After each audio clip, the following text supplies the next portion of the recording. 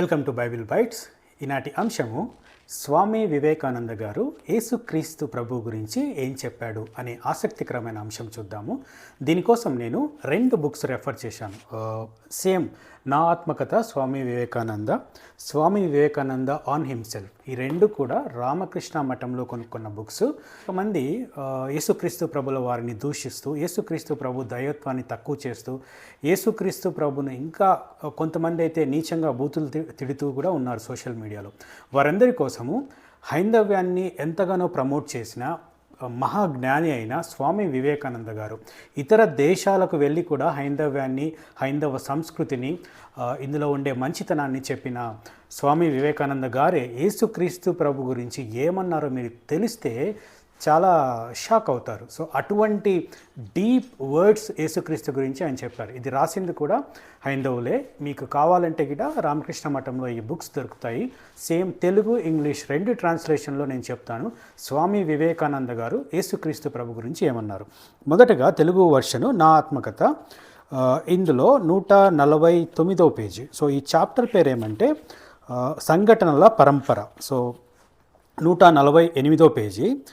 యేసుక్రీస్తు జీవించిన కాలంలో నేను పాలస్తీనాలో నివసించి ఉంటే ఆయన పాద పద్మాలను అశ్రువులతో కాదు, నా రుధిరంతో కడిగేవాడిని అని స్వామి వివేకానంద అంత ఉన్నతంగా యేసుక్రీస్తు ప్రభు గురించి చెప్తున్నారు. ఆయన దేవుడు అని ఇండైరెక్ట్గా మనకు చెప్తున్నాడు. ఎందుకంటే ఒక మనిషి గురించి రక్తంతో కడుగుతాను ఆయన పాదాలని ఎవరు చెప్పరు. సో స్వామి వివేకానంద యేసుక్రీస్తు ప్రభువును మహోన్నతమైన ఉన్నతమైన వ్యక్తిగా చూస్తున్నాడు. కాబట్టే ఆయన స్వామి వివేకానంద స్వయంగా చెప్తున్నాడు, యేసుక్రీస్తు ప్రభు పాదాలను నా హృదయంలో నుంచి వచ్చే రక్తంతో కడుగుతాను నేను అని చెప్తున్నాడు. ఇదే వర్సెస్ మనం ఇంగ్లీష్ ట్రాన్స్లేషన్లో కూడా చూస్తాము. పేజ్ నెంబర్, బుక్ పేరు నేను చెప్పాను కదా, స్వామి వివేకానంద ఆన్ హిమ్సెల్ఫ్. ఇందులో మార్చ్ ఆఫ్ ఈవెంట్స్ అనేది చాప్టర్ నేము. ఇందులో 135వ పేజీ. మీరు కూడా కొనుక్కుంటే చదవచ్చండి.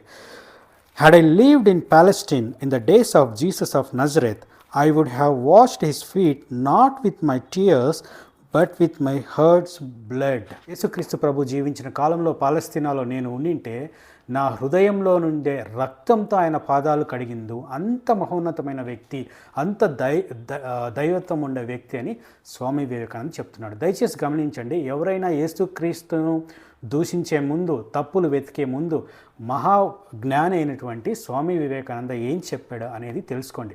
ఇదొక్కటే కాదు, ఇంకా వేరే ఇతర గ్రంథాల్లో కూడా స్వామి వివేకానంద గారు యేసుక్రీస్తు ప్రభు గురించి అనేక విషయాలు చెప్పారు. ఆయన దైవత్వాన్ని గురించి చెప్పారు, ఆయనలో ఉండే సుగుణాల గురించి చెప్పారు, భూమి మీద నివసించిన వారిలో ఇటువంటి వ్యక్తి లేడు అన్నట్లు చెప్పారు. Thank you very much.